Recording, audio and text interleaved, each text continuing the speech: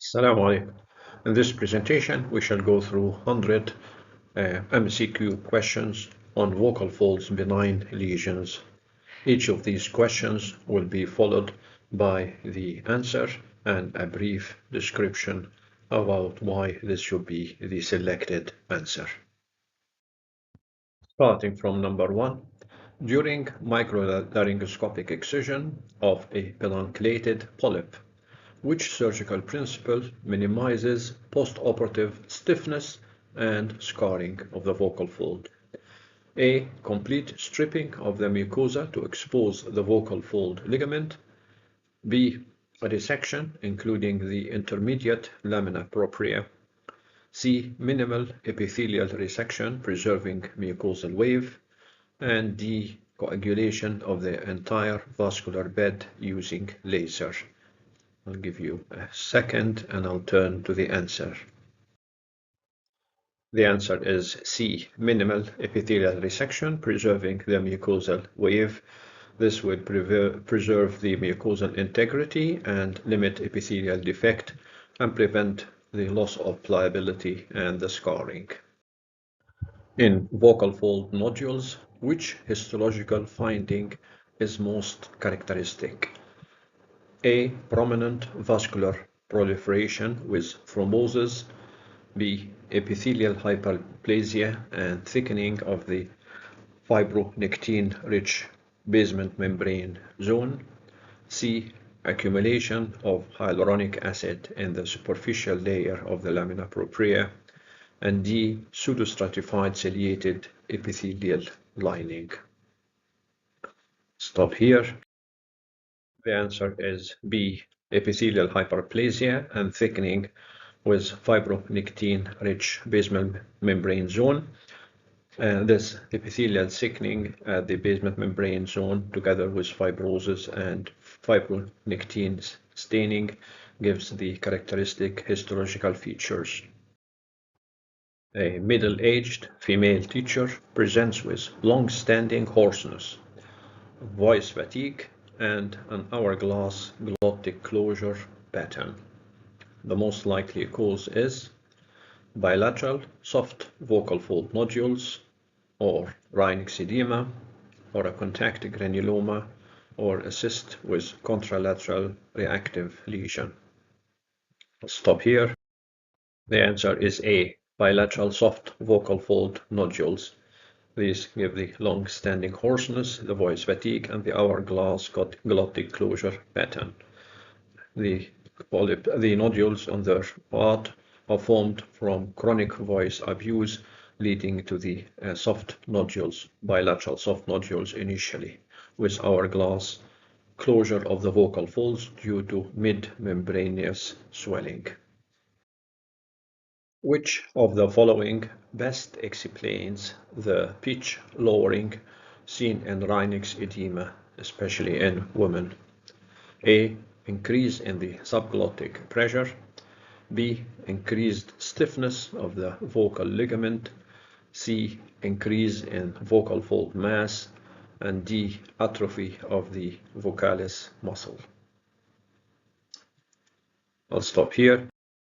The answer is C, increase in the vocal fold mass by the Reinke's edema, and this decreases the tension and results in lowering of the pitch, particularly noticeable in females. A 50 years old female smoker presents with deepened voice.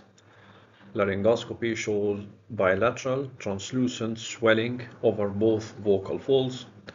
The most appropriate first-line step in the management is cold knife microlaryngoscopy, or carbon dioxide laser vaporization, or stopping smoking and reflux management, or the steroid injection into the Reinke's space. I'll give you a second. Answer is C. Stopping the smoking and treating the reflux are essential before any surgical intervention, either with cold steel or with carbon dioxide vaporization, because the condition may improve by conservative management, and also because of the high incidence of relapse if surgery is undertaken without controlling the smoking and the reflux. In arytenoid vocal process granuloma, which factor most commonly underlies the recurrence after surgery? A. Unrecognized bacterial infection. B. Persistent hyperfunctional voice use. C. Inadequate excision of the granuloma base. And D. Unilateral vocal fold paralysis. Stop here. The answer is B. Persistent hyperfunctional voice use and phonotrauma. This delays the healing and causes the highest incidence of recurrence despite adequate surgical removal. Botulinum toxin injection into the thyroarytenoid muscle. In resistant cases of arytenoid granuloma helps by A. Directly shrinking the granuloma. B. Reducing the impact of vocal process during phonation. C. Promoting epithelial hyperplasia and healing. And D. By reducing cricothyroid muscle activity. Give you a second. The answer is B. Reducing the impact of the vocal processes during adduction, during phonation. Botox reduces this glottic impact and allow the injured mucosa to heal. Which feature distinguishes a vocal fold cyst from a polyp on stroboscopy? A. Mucosal wave is absent over the lesion but present around it. B. Bilateral symmetric reduced amplitude of the wave. C. Irregular epithelial vascularity. And D. Present of surface keratosis. Stop here. The answer is A. The mucosal wave is absent over a cyst but is present around it because cysts are subepithelial and causes vocal fold stiffness, and this abolishes the mucosal wave directly over the lesion itself but not around it. During microflap excision of a vocal fold cyst, which step is most critical to avoid recurrence? A. Leave the cyst capsule in place to prevent fibrosis. B. Rupture the cyst and suction of its contents. C. Remove the cyst wall completely without rupture. And D. Inject steroid to reduce edema before the excision. The answer is C. Remove the cyst wall completely without rupture. Rupture would actually leads to persistent epithelial remnants in the vocal fold substance and a higher chance of recurrence. Which of the following benign vocal fold lesions has the lowest likelihood of responding to voice therapy alone? A. Soft vocal nodules. B. Prenodular diathesis. C. Small mucus retention cyst. And D. Epidunculated fibrous polyp. Lowest likelihood of responding to voice therapy. Stop here. The answer is the pedunculated fibrous polyp. These rarely regress with voice therapy and typically are surgical lesions, obviously soft vocal nodules and prenodular diathesis, and even a small mucus retention cyst would respond in one way or the other to voice therapy. During microlaryngoscopic excision of bilateral nodules, which surgical precaution is most critical to avoid anterior web formation? A. Excision with a diamond knife. B. Avoid damaging mucosa at the anterior commissure. C. removing both nodules in separate sittings, and D, using steroid infiltration at the incision line. Stop here. The answer is B, avoid damaging the mucosa of the anterior commissure. This would prevent the formation of the anterior vocal fold web after surgery. The typical site of vocal fold nodules is explained by A, the maximum airflow turbulence near the posterior glottis, B, the region of maximum vocal folds collision force, C, increased subglottic pressure near the anterior commissure, and D, localized glandular distribution at the posterior third. Stop here. The answer is B. This is the region of maximum vocal folds collision during phonation at the junction of the anterior and the middle thirds of the vocal fold. This has the greatest vibratory amplitude and shearing stresses during adduction and phonation.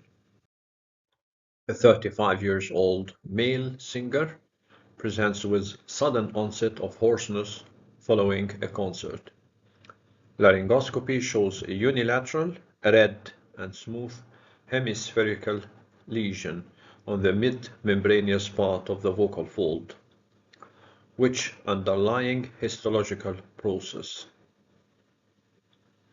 A, epithelial hyperplasia and fibrosis of the basement membrane zone, or B, acute vascular leak and fibrin organization in the superficial lamina propria, and C, bilateral epithelial thickening with fibronectin deposition, and D, subepithelial cyst formation from salivary glands obstruction. Stop here. The answer is B, acute vascular leak and fibrin organization in the superficial lamina propria. This would lead to the formation of a vocal fold polyp from acute phonotrauma that has caused the vascular leakage and the fibrin organization within the superficial part of the lamina propria. A singer presents with recurrent dysphonia 1 year after successful bilateral nodules excision. What measure would most likely have reduced the recurrence? A, operative laser vaporization, or voice rest alone for 2 weeks after surgery, or structured post-operative voice therapy, or topical steroid injection intraoperatively. Stop here. The answer is C, a structured post-operative voice therapy. This gives the best long-term outcome after surgical removal of the vocal nodules.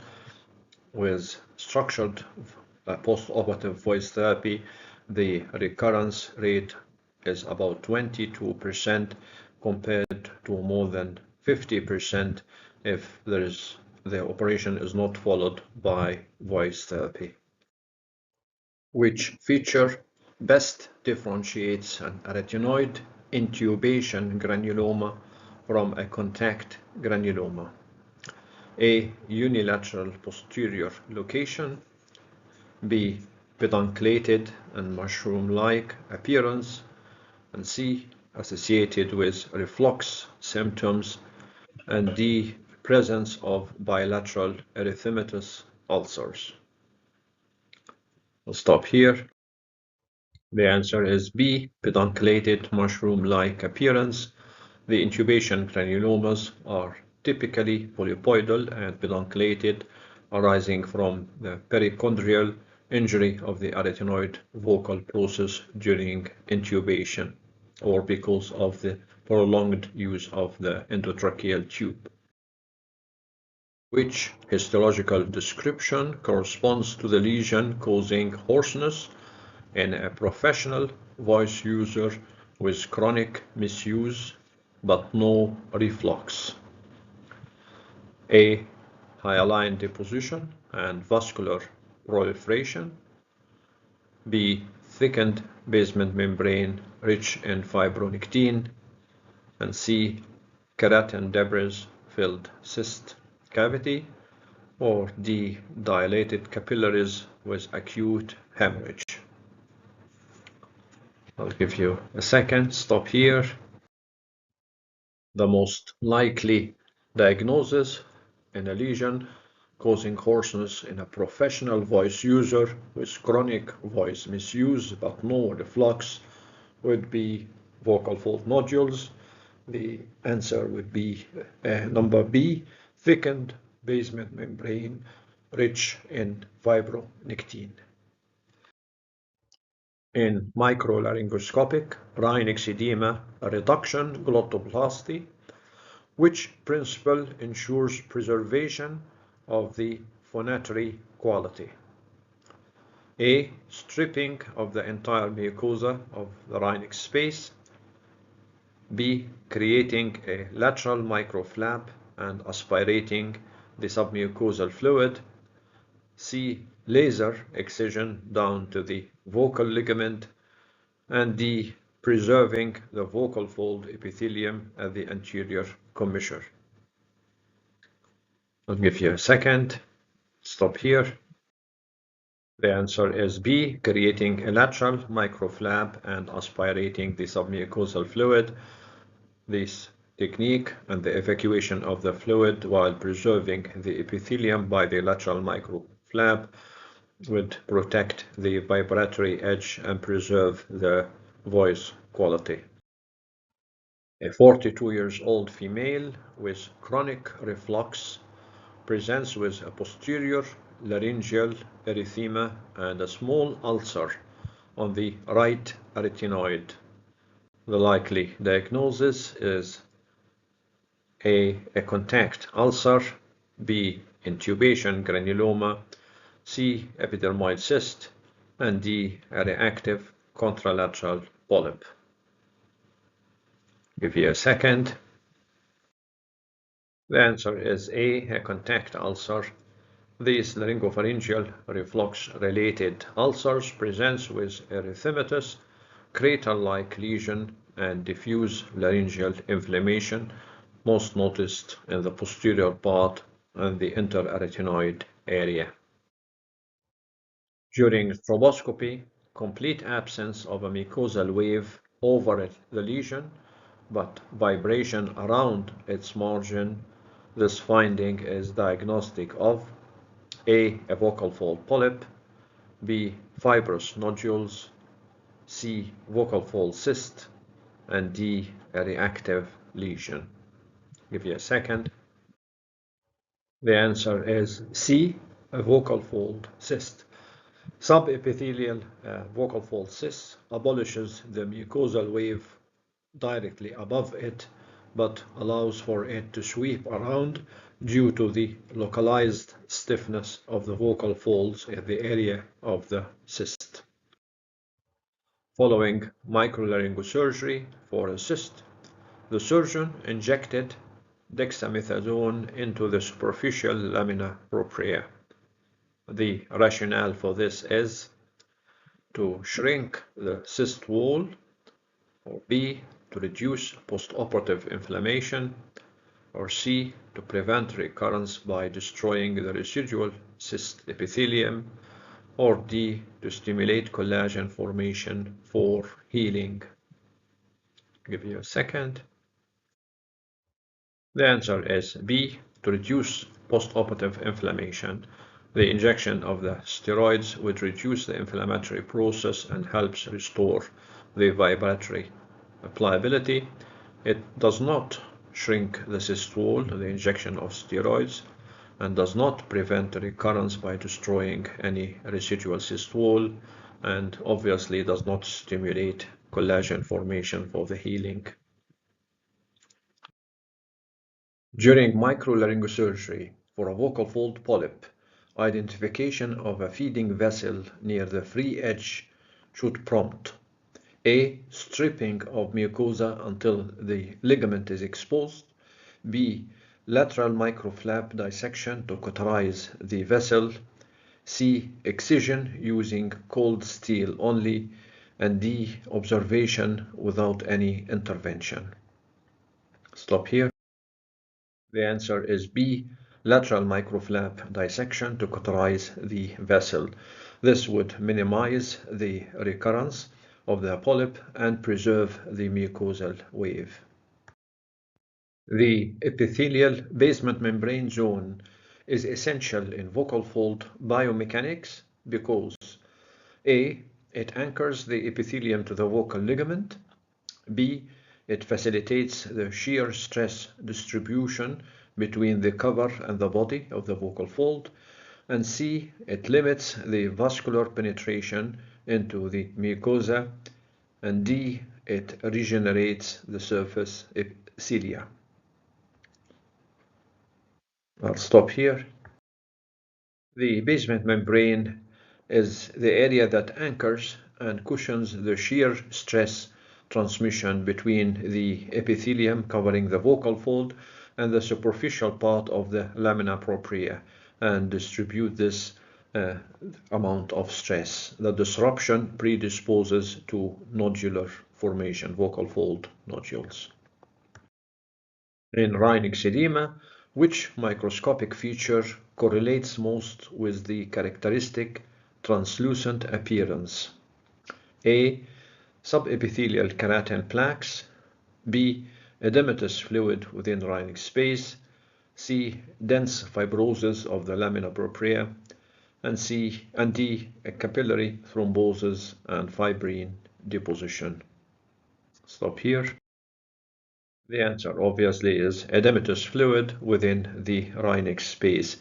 This would widen the microvessels and creates a translucent gelatinous look to the vocal folds. The most common demographic for vocal fold polyp is A. A middle-aged woman with chronic reflux. B. Young and middle-aged men who smoke. C. Elderly males with vocal fold atrophy. And D. Adolescent boys during voice mutation. Stop here. The answer is B. Young and middle-aged men who smoke. Polyps is predominant in male smokers aged between 30 and 50 years with a history of acute phonotrauma. A vocal fold lesion demonstrates bluish coloration, half sphere shape, dilated feeding vessel. Which type of polyp is this? Pedunculated fibrous polyp, gelatinous polyp, hemorrhagic polyp, or a reactive nodule? Stop here. The answer is C. Hemorrhagic polyp. These are the polyps that are bluish and vascular and hemispherical, and they are the most common subtype of vocal fold polypi. In a patient with bilateral hard nodules, which vibratory feature is typically observed? A. Propagation of the mucosal wave across the lesion. B. Mucosal wave traveling around but not over the lesion. C. Asymmetric vibratory amplitude. And D. Complete aperiodicity with normal mucosal wave. Stop here. The answer is B. Mucosal wave traveling around and not over the nodule. The hard nodules would block the mucosal wave propagation, forcing it to travel around and not across the stiff lesion. Which laryngoscopic pattern is characteristic of a contact granuloma? A. Bilateral white nodules at the anterior commissure. B. Unilateral reddish mass over the vocal process of the arytenoid. C. Pedunculated lesion on the inferior surface of the vocal fold. And D. Diffuse translucent swelling of the entire membranous fold. Stop here. The answer is B, unilateral and reddish mass over the vocal process of the arytenoid, usually unilateral and fleshy and vascular. In which situation should surgery for vocal fold nodules be undertaken without delay? A. Early soft nodules. B. Mature nodules refractory to expert voice therapy. C. Prenodular diathesis. And D. Mild asymmetric nodules with normal vibration. Stop here. Answer is B for the mature nodules. After trying expert voice therapy, surgery for nodules is reserved for the refractory mature nodules after adequate trial of voice therapy. The primary goal in microlaryngoscopic surgery for benign vocal fold lesion is A. Achieving symmetrical vocal fold length. B. Complete excision of all the fibrotic tissue. C. Restoring a straight vibratory edge with minimal mucosal loss. And D. Exposing the vocal ligament for healing. Stop here. The answer is C. Restoring the straight vibratory edge with minimal mucosal loss. This is the ultimate goal in microlaryngosurgery, to preserve the mucosal wave with minimal epithelial defect. In Reinke's edema, the most important prognostic factor determining the recurrence is A. The duration of dysphonia before surgery. B. The patient's smoking status after surgery. C. The type of the surgical instruments used. And D. Presence of reflux symptoms. The answer is B. The patient smoking after surgery. This is a major determinant of recurrence and poor long-term voice outcome after this type of surgery, followed by the persistence of reflux symptoms. Which stroboscopic pattern suggests unilateral Reinke's edema? A. Reduced vibratory amplitude on the edematous side. B. Larger vibratory amplitude and mucosal wave on the edematous side. C. Normal symmetry. And D. Absence of the mucosal wave bilaterally. Stop here. The answer is B. A larger vibratory amplitude and mucosal wave on the edematous side. The heavier vocal fold would vibrate with greater amplitude and wave excursion. Which biochemical alteration has been implicated in the pathogenesis of Reinke's edema? A. A decrease in collagen type 4 fibers. B. Hyaluronic acid and protein accumulation in the superficial layer of the lamina propria. And C. Fibronectin overexpression in the basement membrane zone.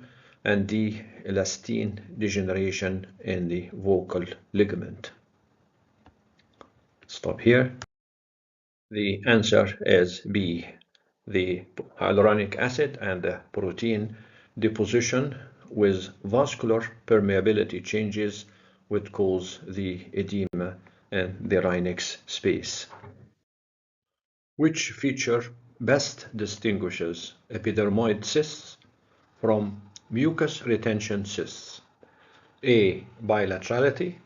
B. Presence of squamous epithelium lining with keratin debris. C. Location near the anterior commissure. And D. Association with reflux laryngitis. Stop here. The answer is presence B. Presence of the squamous epithelium with the keratin debris. The epidermoid cysts are keratin filled and squamous lined. The mucus retention cysts are glandular and are translucent and gives a yellowish hue. Which statement about vocal fold cysts management is correct. A. Voice therapy is usually curative. B. Cysts should be aspirated to preserve the mucosa. C. Complete cyst wall excision is required to prevent recurrence. And D. Carbon dioxide laser ablation is contraindicated. Give you a second. The answer is C, as the complete cyst wall removal is essential to prevent recurrence. Aspiration or rupture would lead to a recurrence. Voice therapy is usually not curative, and carbon dioxide laser ablation is not contraindicated. A teacher with long-standing hoarseness shows fusiform edematous swelling of both vocal folds with intact mucosal wave. The best initial management: A. Excision by cold steel microlaryngosurgery, or B. Voice therapy and vocal hygiene, or C. Laser vaporization, or D. Steroid injection. The answer is B. This description of long-standing hoarseness in a professional voice user with fusiform edematous swelling of both vocal folds and intact mucosal wave is very descriptive of vocal fold nodules. These fusiform edema would mean early and soft nodules, and these would respond quite well to conservative therapy by voice therapy and vocal hygiene. A 55-year-old smoker undergoes reduction glottoplasty for severe Reinke's edema. Postoperatively, she complains of a tight voice and effortful phonation. Likely cause: A. Anterior web formation from excessive mucosal removal. B. Persistent reflux. C. Recurrent Reinke's edema, and D. Nerve paresis. The answer is A. Excessive mucosal resection during the surgery for Reinke's edema would risk anterior web formation if it is close to the anterior commissure area, and also would cause loss of pliability and increase stiffness, and this would lead to strained phonation. Which of the following benign vocal fold lesions has the strongest association with hypothyroidism? A. Reinke's edema, B. Contact granuloma, C. Vocal fold cyst, and D. A fibrous polyp. The answer is A. Reinke's edema. This has the strongest association with hypothyroidism. A lesion appears pearly white, small and firm on the superior vocal fold margin. Stroboscopy shows absent mucosal wave directly over the lesion. Which histology is expected? A. Keratin-filled squamous epithelial cyst. B. Glandular cyst with mucus. C. Hyaline fibrosis and thickening of the basal membrane zone, and D. Granulation tissue with capillaries.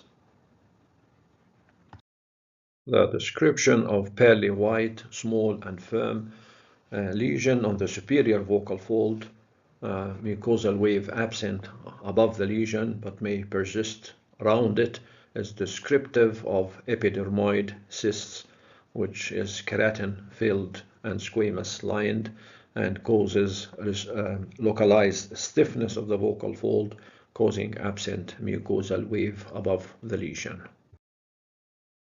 Which feature supports a diagnosis of phonotraumatic granuloma rather than reflux-related granuloma? A. Bilateral distribution. B. Normal interarytenoid mucosa. D. Diffuse posterior erythema, and D. Presence of severe heartburn. The answer is B. Normal interarytenoid mucosa. The phonotrauma granuloma shows an isolated lesion of the vocal process of the arytenoid with otherwise normal mucosa. There wouldn't be a posterior erythema or severe heartburn, and it's usually not bilateral. During microlapryngosurgery for a vocal fold cyst, inadvertent rupture occurs. The most appropriate next step is A. Leave the capsule remnants in place. B. Cauterize the cavity with laser. C. Excise all visible epithelial remnants meticulously. And D. Pack the cavity with fibrin glue. The answer is C. Try to excise all the visible remnants meticulously to minimize the risk of recurrence. This risk of recurrence of the cyst would not be minimized or reduced by packing the cavity with fibrin glue or lasing the cyst wall itself, or obviously with leaving the capsule remnant in place.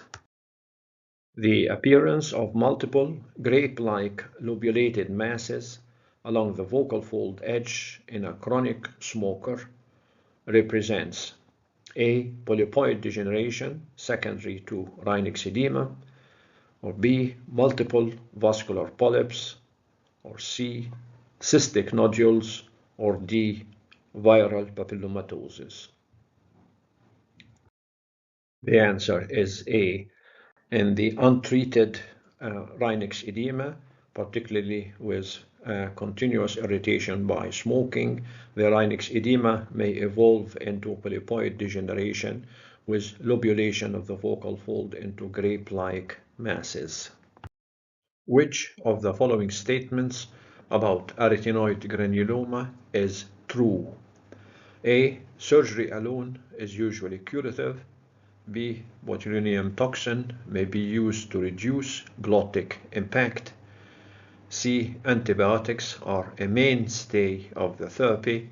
And D. Reflux therapy has minimal role. The answer is B. Botox injection into the thyroarytenoid muscle would reduce the glottic impact and stress in the area that would cause the arytenoid granuloma. Surgery alone is not curative without other measures, including anti-reflux and voice therapy. Antibiotics has very little to do in the treatment of the granuloma, and reflux therapy has a maximum role in the treatment. In differentiating vocal fold nodules from polyps, which clinical feature is most helpful? A. Rapid onset after a shouting episode. B. Bilaterality and chronic history of misuse. C. Associated hemoptysis. And D. Occurrence in the elderly non-smokers. The main features of vocal fold nodules are the bilaterality and the chronic history of misuse. On the other hand, the main features of the polyps are the rapid onset after a shouting episode and unilateral lesions in most of the cases, but not always. A young female with soft nodules undergoes unnecessary microsurgery, resulting in rough voice and scarring. The most likely technical error was A. Resection into the intermediate part of the lamina propria. B. Failure to excise both nodules. C. Excessive steroid injection. And D. Leaving a mucosal bridge intact. A rough voice and scarring is usually caused by resection and fibrosis in the intermediate part of the lamina propria. Failure to excise both nodules would not produce scarring, and excessive steroid injection would not cause excessive scarring. It may cause a bit of atrophy. and leaving a mucosal bridge intact. These mucosal bridges are not widely associated with vocal fold nodules. The answer is a resection into the intermediate part of the lamina propria. Which lesion is most associated with mucosal bridges or sulcus formation on the contralateral fold? Reinke's edema, vocal fold cyst, arytenoid granuloma, or a hard nodule. Vocal fold cyst. Cysts can coexist or even give rise to vocal fold sulci or mucosal bridges from rupture or from congenital defects. A middle-aged man develops hoarseness after prolonged intubation. Laryngoscopy reveals a mushroom-like pedunculated mass on one arytenoid. The next step is start antibiotics or laryngoscopic excision with histological confirmation, or C, laser vaporization without biopsy, or D, observe for spontaneous resolution only. The answer is laryngoscopic excision with histological confirmation.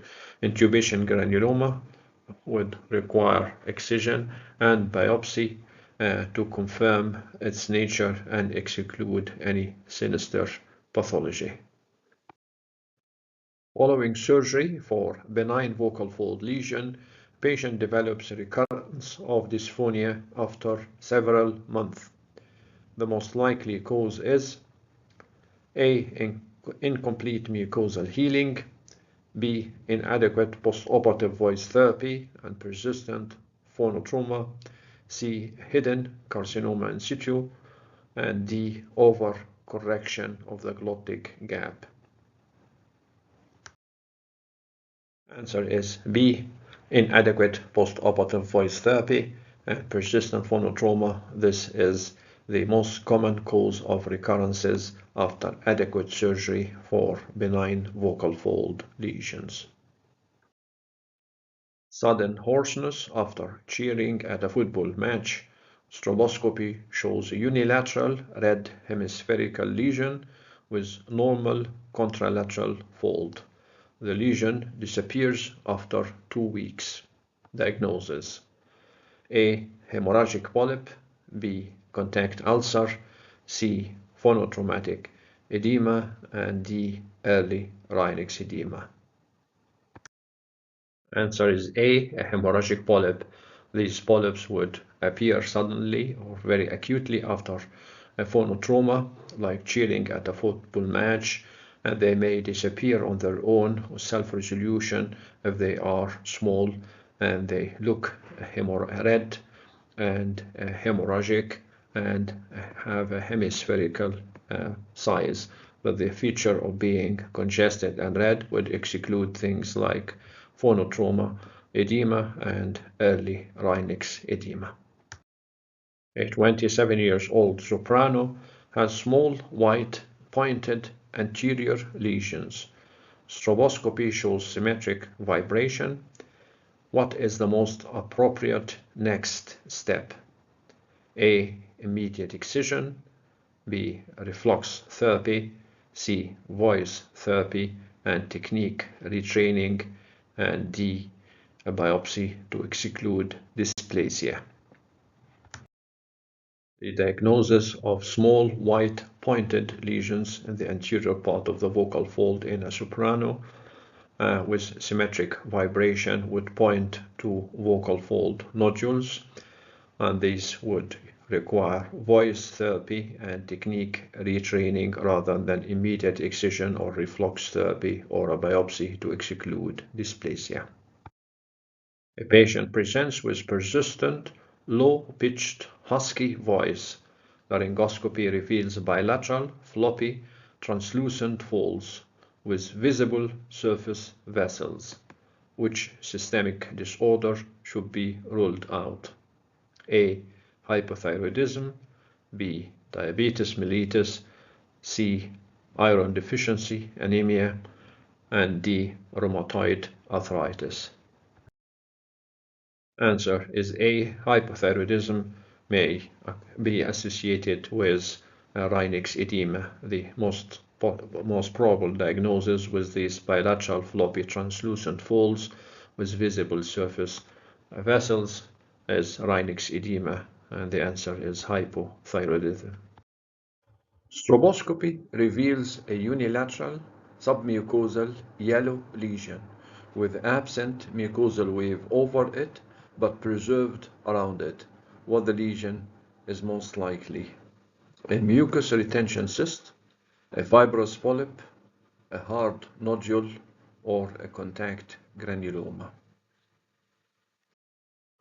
The answer is mucus retention cyst, which is translucent to yellow, and it is subepithelial, and it restrains the mucosal wave immediately above it.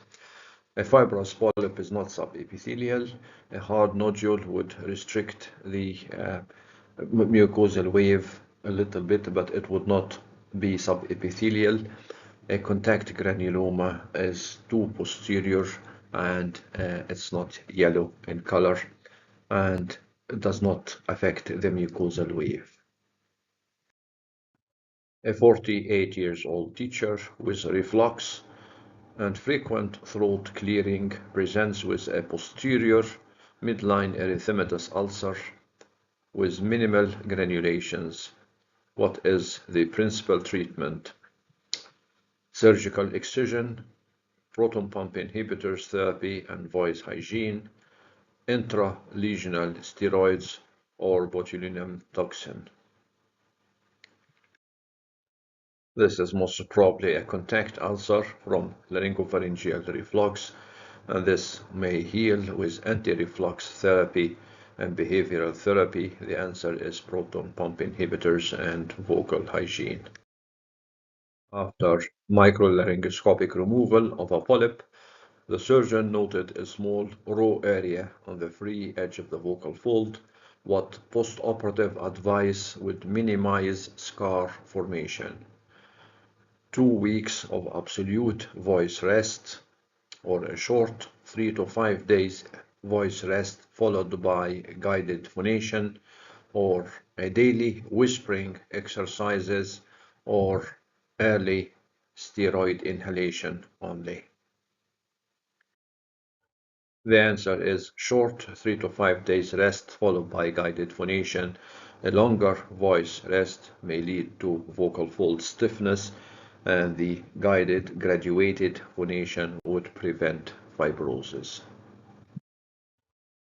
A laryngologist performing laser polypectomy. Which structure must be protected to preserve phonatory outcome? A. The intermediate lamina propria. B. The thyroarytenoid muscle. C. The arytenoid mucosa. And D. The ventricular folds to preserve phonatory outcome.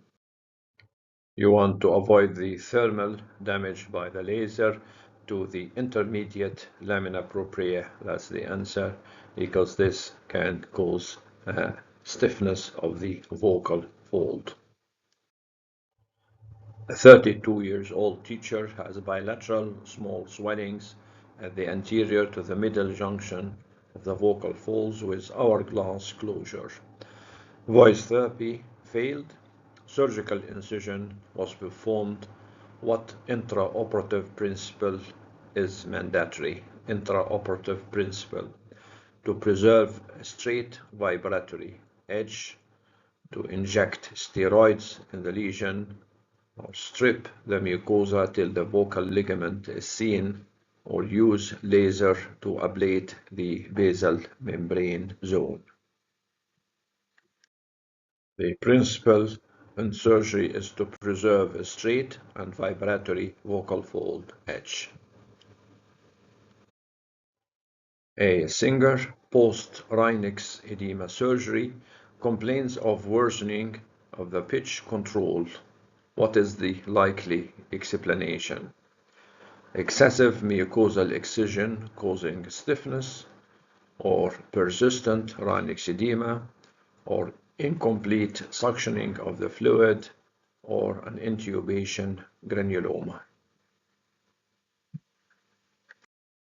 The most common cause for stiffness in postoperative Reinke's edema surgery is excessive mucosal excision, causing the stiffness by over-resection and reducing the pliability.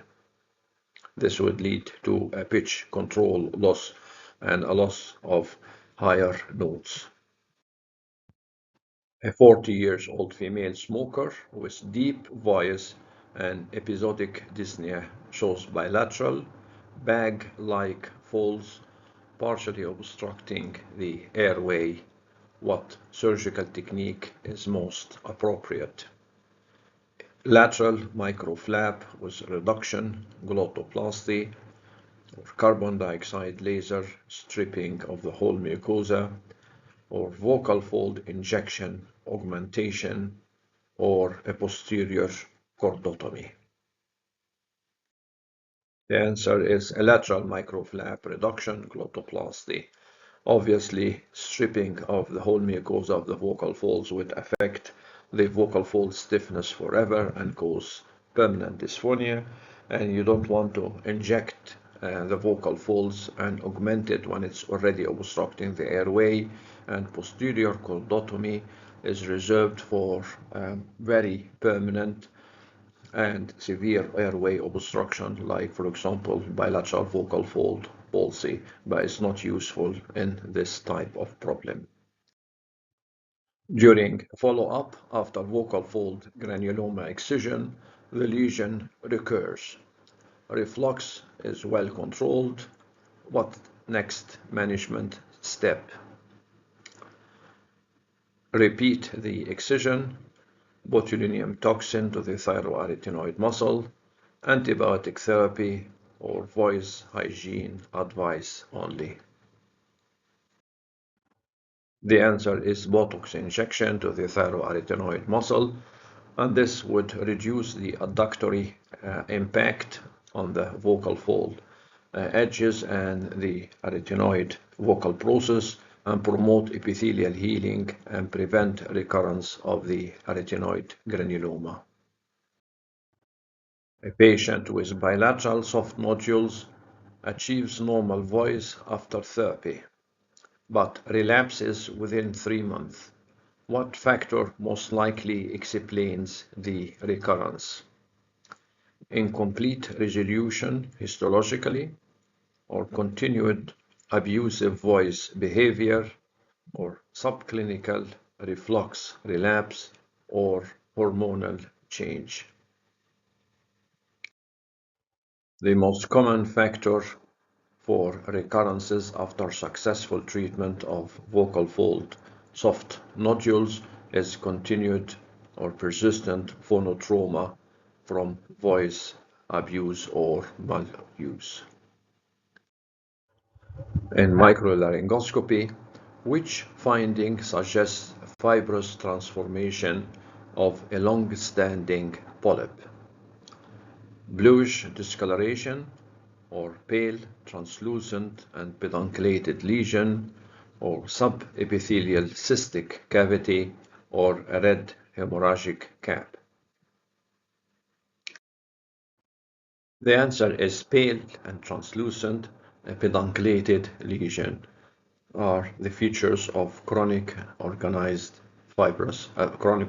vocal fold polyps.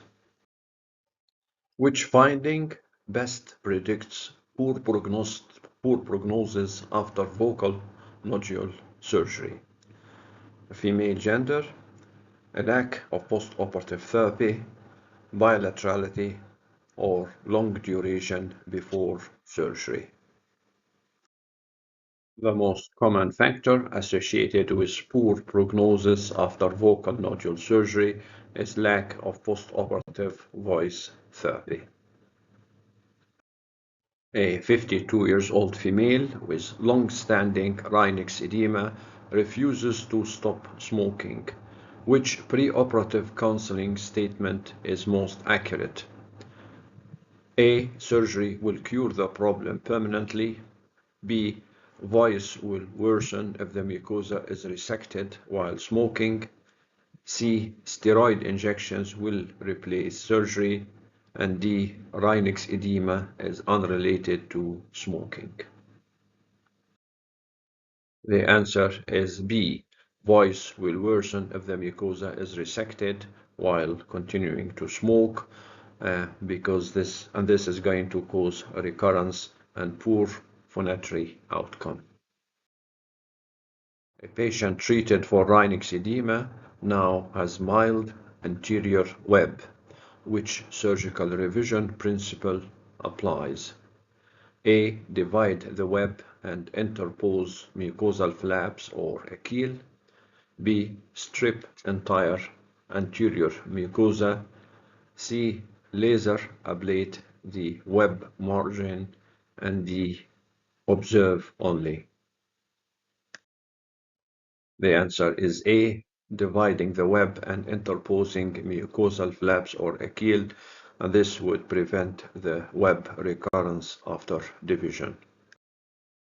Which lesion is most likely to produce a spindle-shaped glottic gap on laryngoscopy? A pseudocyst, a sulcus vocalis, a vocal nodule, polyp, or hemorrhage?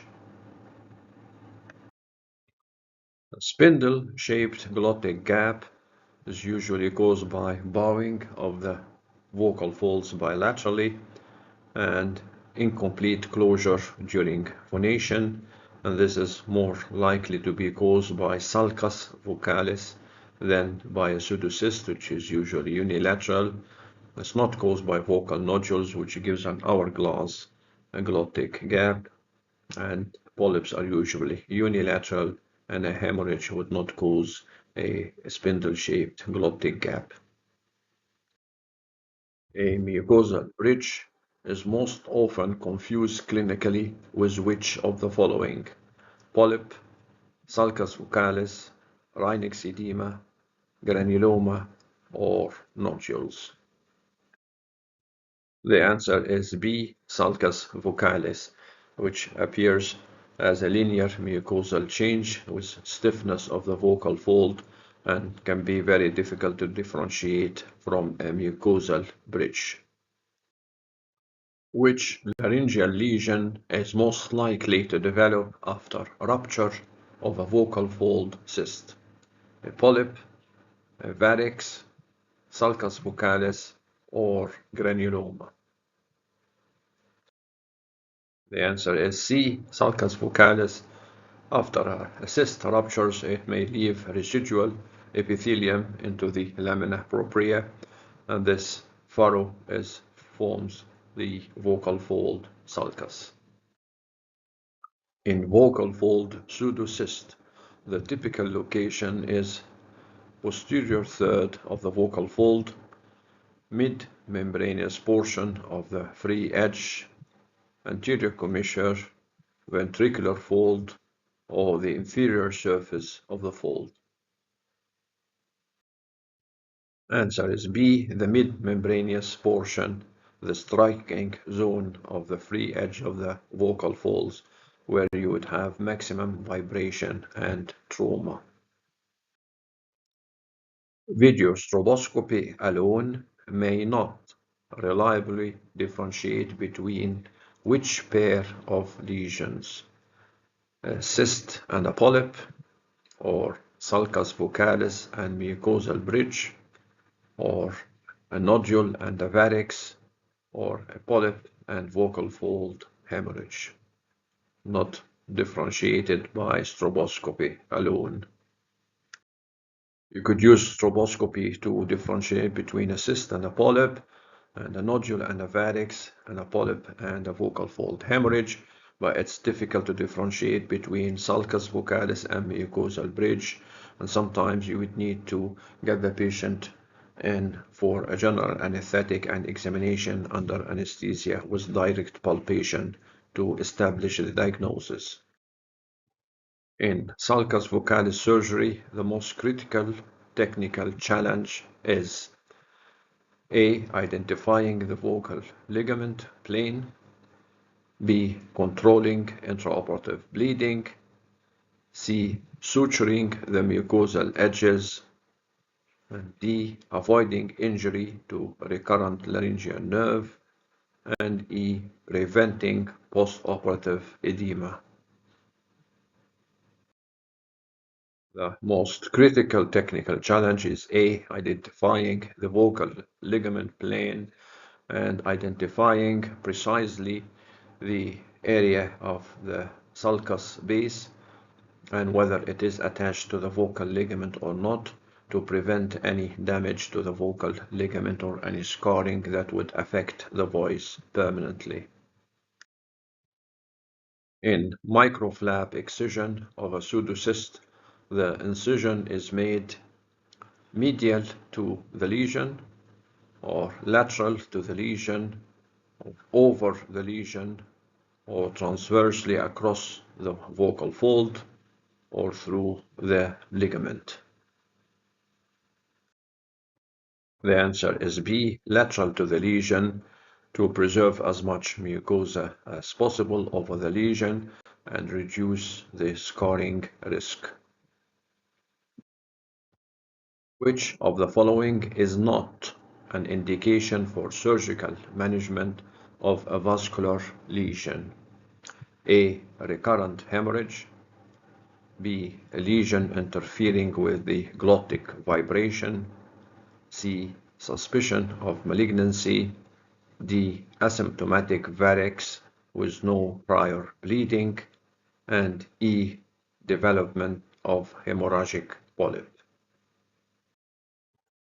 Vascular lesions are managed conservatively unless they cause symptoms or they cause recurrent bleeding. So the answer is not A, where there is recurrent hemorrhage, and it's not B because it interferes with glottic vibration, and obviously it's not C because there is suspicion of malignancy, but it is D. This is the answer, asymptomatic varix with no prior bleeding, and it's not E because there had been a hemorrhagic polyp.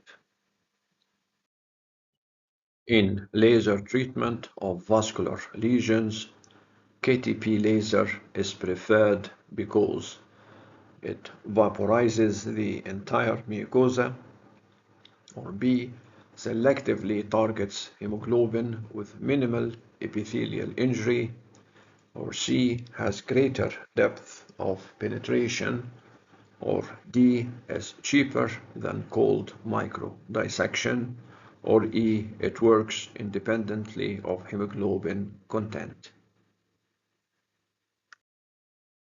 The answer is B, because KTP laser targets hemoglobin specifically with minimal epithelial injury, sparing the surrounding tissue and preserving the voice quality. In acute vocal fold hemorrhage, which management option is contraindicated? A. Voice rest. B. Oral steroids. C. Anticoagulant continuation. D. Hydration. And E. Reflux control. The answer is C. Anticoagulant continuation. This is a contraindication to continue with anticoagulant and non-steroidal anti-inflammatory drugs because this may increase the bleeding risk, and they should be withheld if that is medically possible. Perpendicular vascular patterns of the vocal fold under narrowband imaging typically indicates A. Benign mechanical vessel elongation, B. Related to new angiogenesis, C. Reactive congestion, D. Normal vessel orientation, and E. Hormonal effect. The perpendicular vascular patterns over the vocal folds are related to new angiogenesis. They form intraepithelial papillary capillary loops related to this process, and signifies a neoplastic angiogenesis and possibly malignancy. Answer is B.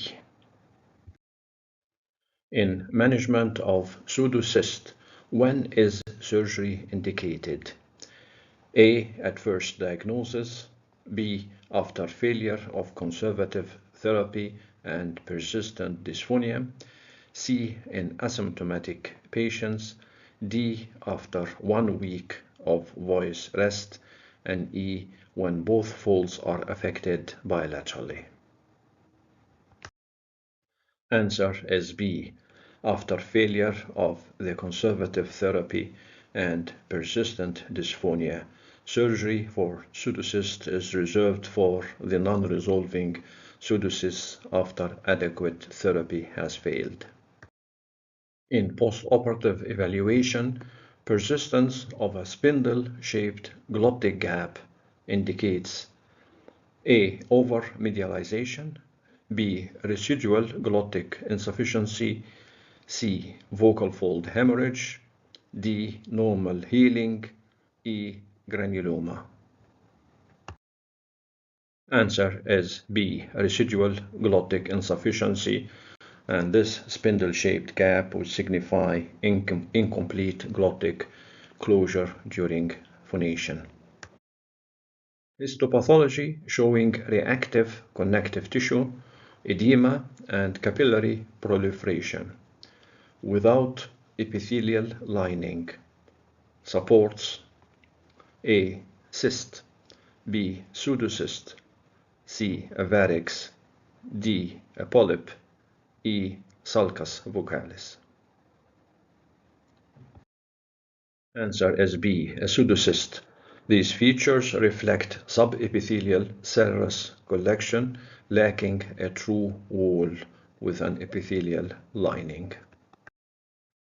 In differentiating vocal nodules from polyps, which stroboscopic feature is most characteristic of a polyp? A. Symmetrical vibratory patterns with hourglass closure. B. Bilateral fusiform swelling at the anterior to the middle junction. C. Unilateral asymmetric mucosal wave with distinct feeding vessel. D. Bilateral reduced mucosal wave amplitude with no vascular pattern. The typical features of a polyp in stroboscopy is C. Unilateral asymmetrical mucosal wave with a distinct feeding vessel. The polyps are unilateral, asymmetrical vibration, and have a feeding vessel, unlike the bilateral nodules. Which postoperative complication may occur after excision of a vascular ectasia with excessive laser energy? A. Mucosal perforation and scarring. B. Airway stenosis. C. Laryngeal paralysis. D. Hematoma formation. And E. Infection. The answer is A. High energy laser ablation would cause thermal energy, and this would lead to mucosal perforation and fibrous scarring. A patient with a vocal fold lesion describes onset of dysphonia to a single episode of loud cheering. The lesion is unilateral, reddish, and soft. Which of the following statements best explain this lesion? A. The lesion originates within the intermediate lamina propria. B. It arises in the superficial layer of the lamina propria. C. It's due to chronic shear injury to the basement membrane zone of the epithelium. And D. It has identical histopathology to nodules. The description is that of a vascular polyp, and polyps originate within the superficial layer of the lamina propria. That's B. The basement membrane zone is the site of origin for vocal fold nodules, and these characteristics are not matching with the histopathology of the nodules either. Polyps don't originate in the intermediate layer of the lamina propria. Which diagnostic clue would best helps to differentiate a varix from ectasia on endoscopy? A. Color. B. The depth below the epithelium. C. The vessel pattern, single tortuous vein versus diffuse clusters. D. Associated edema. And E. Laterality. Answer is C. It is the vascular pattern that differentiates a varix from an ectasia. If there is only a single elongated and tortuous vessel, then this is a varix. If there is a network of dilated capillaries, then this is more likely to be an ectasia.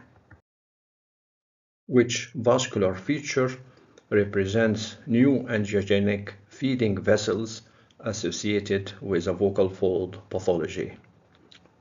Parallel longitudinal vessels, orientation, or transverse or perpendicular orientation, or a diffuse arborization only, or absent vascular markings, or punctate bluish dots. Answer is B, the transverse or the perpendicular vessel orientation. They often supply polyps or malignant foci, signifying new angiogenesis. Evaluation: loss of mucosal wave but normal closure of the vocal folds usually indicates A. A glottic gap, B. Increased stiffness of the cover, C. Arytenoid fixation, D. Vocal fold edema, E. Vocal fold paralysis.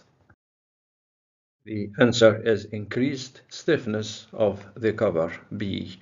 This would stiffen up the superficial layer of the lamina propria, reducing the mucosal wave without affecting the vocal fold closure during adduction. Delayed resumption of voice use after vocal fold vascular surgery is recommended until A. Pain subsides, B. Stroboscopy confirms return of pliable mucosal wave, C. 2 weeks have passed since surgery, D. Suture absorption completes, and E. Patient demands.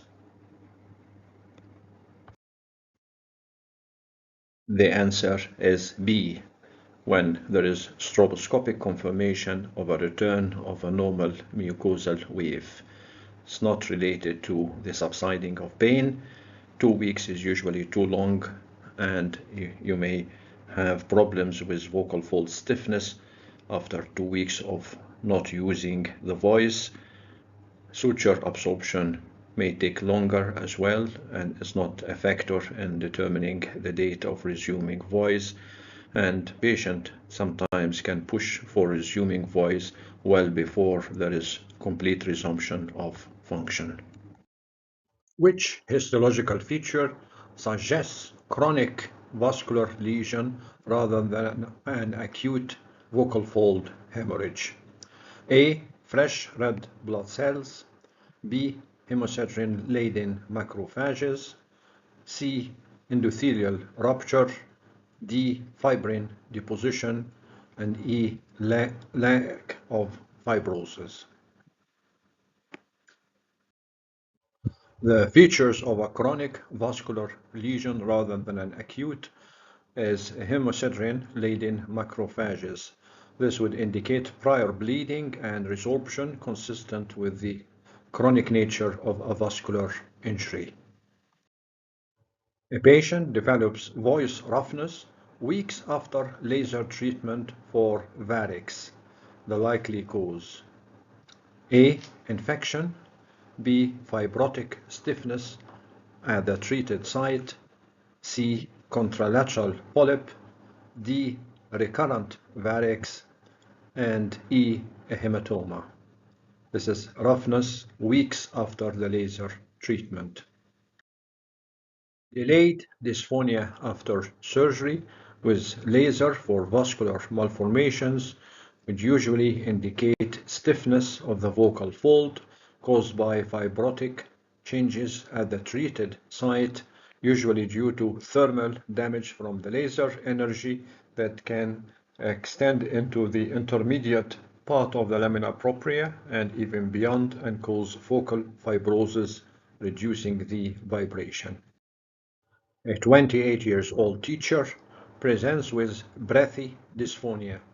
Stroboscopy shows linear furrow along the right vocal fold and a spindle-shaped glottic gap. What is the probable diagnosis? Reinke's edema, sulcus vocalis, polyp, cyst, or hemorrhagic lesion. Dysphonia, which is breathy, indicates incomplete closure of the vocal folds, linear furrow along the vocal fold, and a spindle-shaped glottic gap is consistent with sulcus vocalis. Reinke's edema would have a different clinical picture. Same for polyp and the cyst and the hemorrhagic lesion. Answer is sulcus vocalis. A professional singer develops sudden voice loss after a loud concert. Laryngoscopy shows bright red discoloration over the mid-membranous part of the vocal fold. The best initial management: A. Microlaryngoscopy and excision of this lesion, strict voice rest and hydration, steroid injection, laser ablation, or empirical antibiotics. This is a picture of acute vocal fold hemorrhage, and the best initial management is strict voice rest and hydration. A 35 years old woman with persistent hoarseness has a small pedunculated bluish lesion at the mid-membranous edge of the vocal fold that enlarges during phonation. Diagnosis: this may be a polyp or a varix or a pseudocyst or a cyst or telangiectasia. A dilated and tortuous vein that engorges on phonation defines a varix. A female singer on oral contraceptives presents with recurrent premenstrual hemorrhagic spots on the vocal fold. Most probable underlying factor: A. Viral laryngitis, B. Hormonal vascular fragility, C. Reflux irritation, D. Smoking, and E. Autoimmune vasculitis. It is known that estrogen level fluctuations predispose to capillary fragility and ectasia formation in the vocal folds. Hormonal vascular fragility in the premenstrual part of the period is probably the cause of the hemorrhagic spots on the vocal fold in this female. Sulcus vocalis is best described as a localized subepithelial cyst within the superficial lamina propria, or a linear depression of the mucosa cover parallel to the free border of the vocal fold, or a vascular ectasia of the vocal fold surface, or a fibrotic lesion arising from Reinke's space, or a polypoid lesion of the superior vocal fold surface. The correct answer is a linear depression of the mucosal wave of mucosal cover parallel to the free border of the vocal fold. This longitudinal groove or depression along the free edge of the vocal fold may vary in depth and can extend to or beyond the vocal ligament, sometimes attached even to the vocalis muscle, and leads to impaired mucosal wave and glottic insufficiency and stiffness over the sulcus area. In pseudocyst management, what intraoperative feature confirms the correct plane of dissection? A. Bleeding from the ligament. B. Serous fluid release beneath the thin mucosa. C. Thick fibrous capsule. D. Air bubble formation. And E. Discoloration of the ligament. The correct answer is B. Serous fluid release beneath the thin mucosa. The contents of the pseudocyst are clear and located in the superficial part of the lamina propria, covered by very thin mucosa and no true cyst wall, no true epithelial cyst wall. A 33-year-old soprano undergoes laser photocoagulation for a varix. Which post-operative instruction is most appropriate? To sing normally after 24 hours, or strict voice rest until stroboscopy confirms the mucosal wave return, or continuous high-pitch exercises, or whispering is allowed, or steam inhalation only. The answer is strict voice rest until stroboscopy confirms normal mucosal wave. This will prevent a rebleed and will ensure minimal fibrosis until the lesion recovers completely. A 50-year-old smoker has an erythroplakia patch on the left vocal fold. The narrowband imaging shows perpendicular vascular loops. What should be done next? Voice therapy, laser photocoagulation, excisional biopsy, observation only, or reflux medication? The answer is C, excisional biopsy.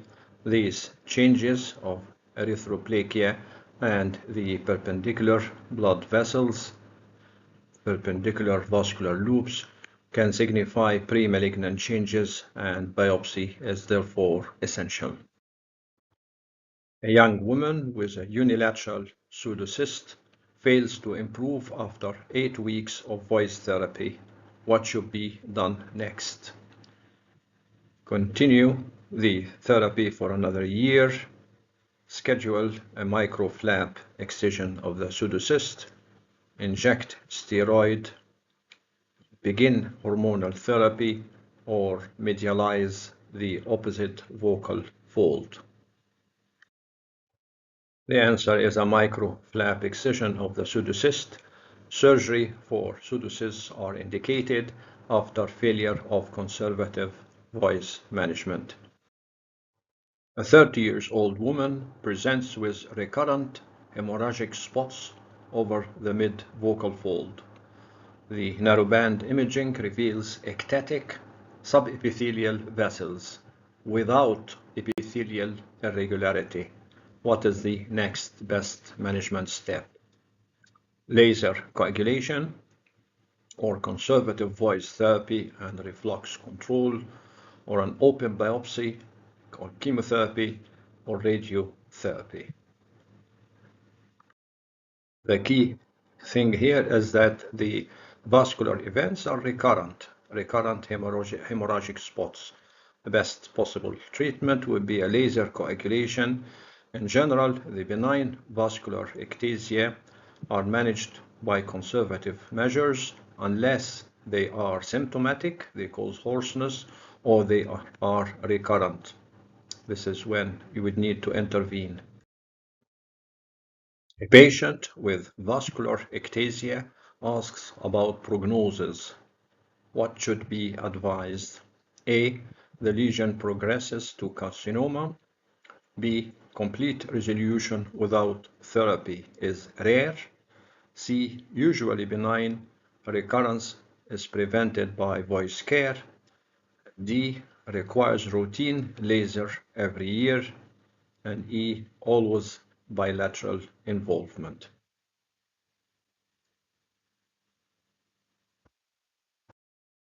The correct answer is usually benign, these vascular ectasia lesions. Recurrence can be prevented by voice care. So the first line of treatment is vocal hygiene and voice therapy, but if symptoms recurs or if they are persistent despite good voice care, then you would think about the surgical intervention in the form of laser surgery. During microvascular dissection, bleeding from a small vessel obscures the view. The best next step: A, increase the suction power. B, apply gentle pressure with adrenaline-soaked pledgets. C, convert to laser surgery. D, abort the procedure. And E, inject saline. The answer is B, apply gentle pressure with adrenaline-soaked pledgets. The local vasoconstrictor effect is usually achieved safely with this. In acute hemorrhage with hematoma in the vocal fold causing marked stiffness, what surgical options may be considered? A, cordotomy and evacuation of the subepithelial blood. B, carbon dioxide laser vaporization. C, total laryngectomy. D, cold curettage. And E, fat injection. In acute vocal fold hemorrhage with a large hematoma causing marked stiffness and probably also threatening the airway, the best surgical option will be an incision of the vocal fold in the form of a cordotomy and evacuation of the subepithelial blood. And this would restore the pliability of the mucosa and prevents organization of the clot and scarring of the vocal fold. Detection of a unilateral pseudocyst should alert the clinician to which possible underlying abnormality: a vocal fold hemorrhage, or vocal fold paresis, or laryngopharyngeal reflux, or granulomatous inflammation, or HPV-related papillomatosis. The answer is B. Vocal fold paresis is often associated with a pseudocyst. Unilateral Reinke's edema or pseudocyst formation often coexist with glottic insufficiency due to paresis of the vocal fold, and this would explain the disturbed closure of the vocal folds and reactive contralateral thickening seen in such cases. By this, we come to the end of this presentation on 100 MCQs for vocal fold benign lesions. Assalamu alaikum.